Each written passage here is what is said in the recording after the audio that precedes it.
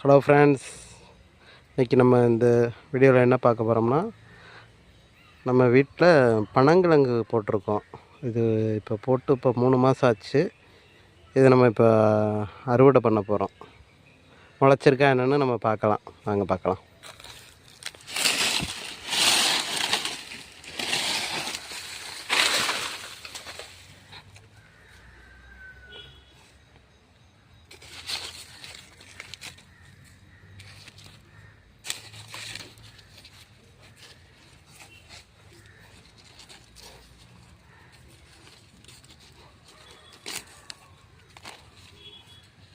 நல்லா தோண்டிக்கலாம். இப்போ இந்த மழை பெஞ்சதுனால கொஞ்சம் ஈரமாக இருக்குது. ஒரு 3 மாதத்தில் இந்த கிழங்கு நல்லா பெருசாயிரும். இன்னைக்கு தான் நமக்கு தோண்டி எப்படின்னு பார்க்க போகிறோம்.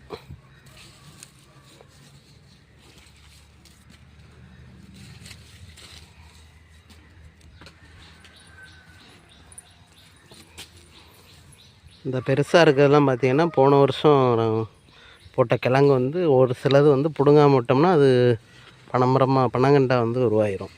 இப்படியே விட்டுட்டோம்னா இது பார்த்திங்கன்னா பனைமரம் ஆயிரும்.